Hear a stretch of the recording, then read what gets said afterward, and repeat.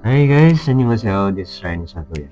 So, meron tayong isang followers guys na nagtatanong na if ma-hired na, ano bang kasunod na gagawin doon? So, for example guys, na-hired ka ngayon at may API ka na or yung employment permit issuance.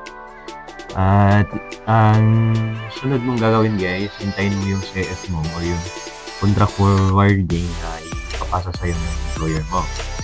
So, pag naipasa na yun guys, yung CF or yung contract forwarding, i-download mo yun, saka pirmahan mo, signan mo, saka ipasa mo ulit doon sa BMW.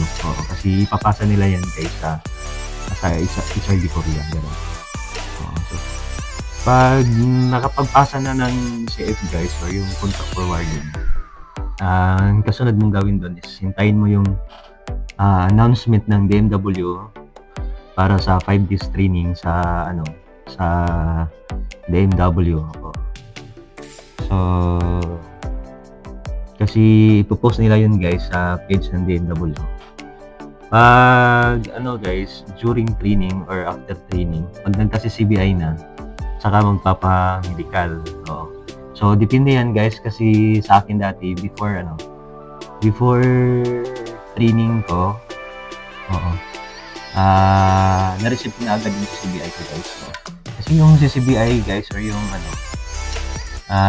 yan yung basihan para pag nagka-CCBI ka na, doon ka palang magpapamedical or yung second medical natin guys. So ayun,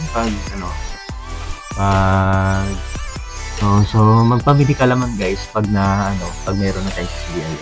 Kasi depende kasi guys, merong mga case na tapos yung training pero wala pang CCBI. So depende kasi yan sa employer. Merong employer na nagmamadali. Merong iba guys na yung CCBI ay 2 months, 1 month na higit ganun bago dumating. Yun sa akin. During training, na-receive ko na agad yung CCBI ko. Kasi hindi kasi pwede magpa-medical tayo guys pag wala pa tayong CCBI, kasi yung medical mag-expire yun. 3 months lang yung nakalaan. Pag matagal yung CCBI mo, baka pa-expire yung medical mo, mag-remedical ka naman uli. So gastos din yun. So ayan guys, so depende yun sa employer natin guys. So pag nag-medical na tayo, hintayin na natin yung TED na ipopost uli ng BMW sa pages nila. So yung TED or tentative entry date, pag napasama yung pangalan mo doon,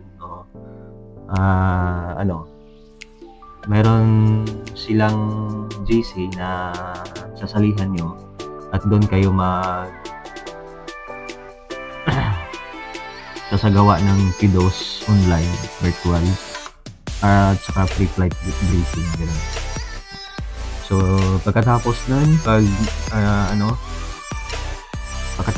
maglalabas na naman sila uli ng finalist kung saan doon nakalagay ang lahat ng mga yung flight day nyo, kung kailan yung flight day nyo.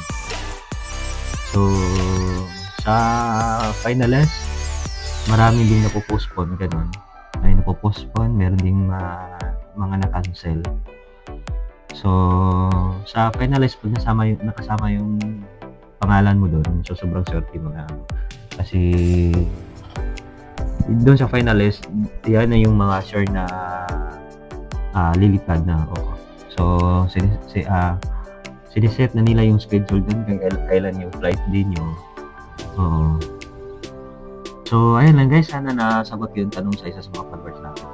So pag na-hired na, hintayin yung API. Pag na-receive na yung CF or contract forwarding, pirmahan yung CF or contract forwarding, yung kontrata, pirmahan at isend ulit sa kanila. Tapos hintayin yung 5 days training, mag-training ng 5 days sa BMW. Tapos hintayin yung CCBI. Pag naka-CCBI na, saka magpapamedical. Ganun. Tapos hintayin yung schedule ng TED na ipopost ng BMW. Saka mag-PDOS online at mag-pre-flight briefing online. Saka hintayin yung final list na ipopost ng DMW. So, ayun lang po sa ating mga followers sa Facebook. Maraming salamat.